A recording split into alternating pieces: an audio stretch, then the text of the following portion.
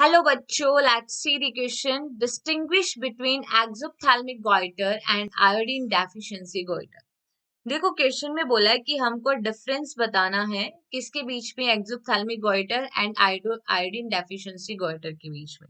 So firstly we see the key concept of this question. तो इसमें हम देखते हैं कि जो एक्सोप्थैल्मिक गॉइटर है ये कब होगा। तो देखो, थायराइड जो ग्लैंड होती है, thyroid is an endocrine gland and it secretes hormone which is known as the thyroid hormone, and this thyroid hormone is also known as the thyroxine hormone which help to regulate metabolism.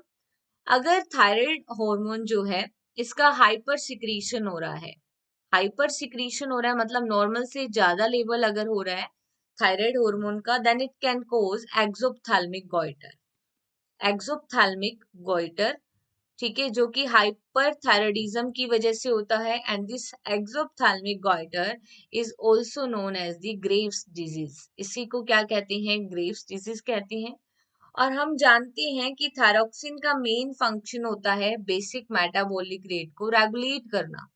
अब इसका secretion normal से ज्यादा हो रहा है, इसका मतलब जो बीएमआर है, that is a basic metabolic rate, वो भी क्या हो जाएगी? बेसिक मेटाबॉलिक रेट बढ़ जाएगी, ठीक है, इंक्रीज हो जाएगी। और इसी के साथ साथ क्या होता है? वेट लॉस होता है एक्सोप्थैल्मिक गॉइटर में, वेट लॉस। और हम देखते हैं कि एक्सोप्थैल्मिक गॉइटर में क्या होता है? बल्जिंग ऑफ आईज हो जाता है, जिससे ऐसे लगती है कि जो आईज है वो आउटर साइड आ गई है। Bulging of eyes, bulging of eyes, ठीक है। और इस कंडीशन में हम देखते हैं जो हार्ट बीट रेट होती है वो भी क्या हो जाती है? हार्ट बीट रेट इंक्रीज हो जाती है। So these all are the symptom of exophthalmic goiter, which is also known as the Graves' disease, and it caused due to the hypersecretion of thyroxine hormone.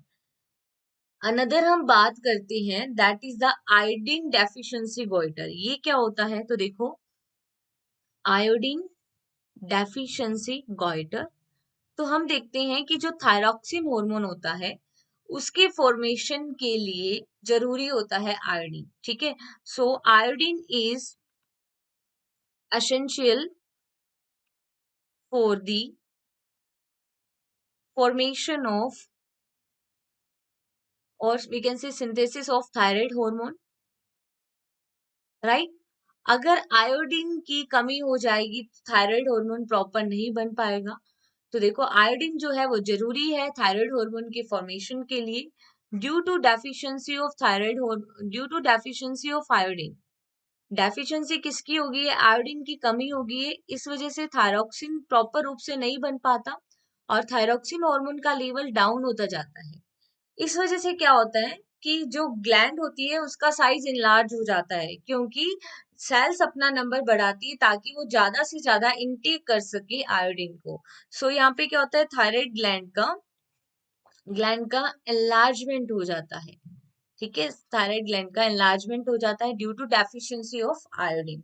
So this is the difference in between the iodine deficiency goiter and exophthalmic goiter. Okay, hope you understood this concept. Best of luck.